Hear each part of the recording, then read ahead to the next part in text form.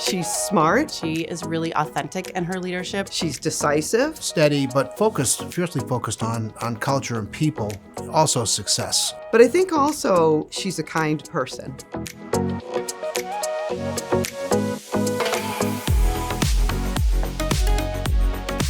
In high school, I knew that I wanted to go to college.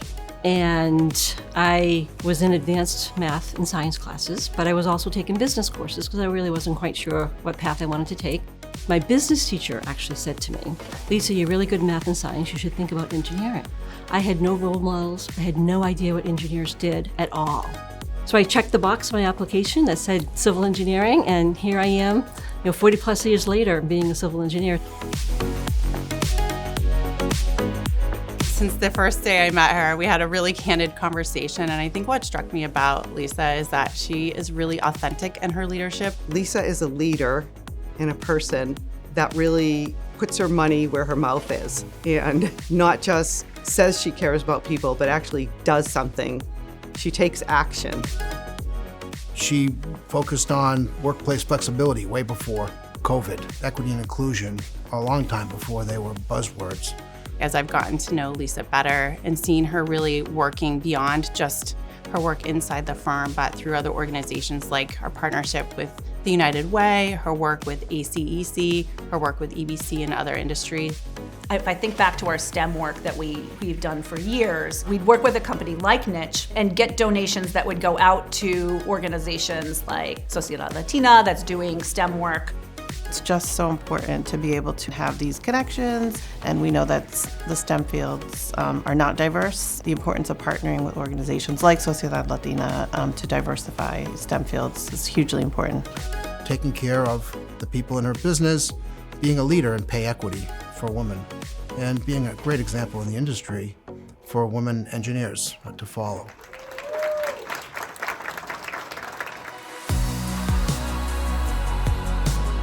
The United Way has the real estate committee, which is obviously our industry. The knowledge of all of the impacts that they make within the community tied so well with my personal values, and then it ties so well with the company values that it was just like a no-brainer. You have nonprofit, corporate, philanthropy, all really thinking about how to solve for the challenges we see in the community and coming at it from different angles. Businesses benefit from working with nonprofits because, first of all, we have trust in the community. We have these relationships in the community. That gives us another way to access and understand these communities even more fully so that the projects we're doing really hits the needs that they have.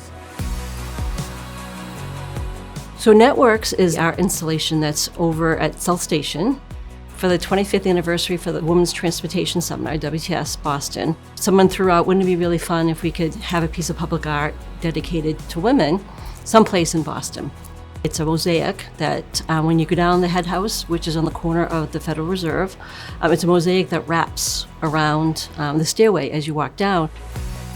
I think as you evolve in your career, you finally realize, get to a point where, I want to do things that I'm passionate about. I really wanted to have a long-standing memorial to women, the work that we do within the transportation industry.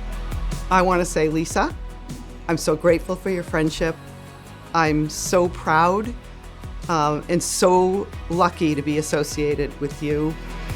First of all, a great colleague, but a great example for leadership in our industry. I've really valued our friendship and appreciate what she's accomplished in her career.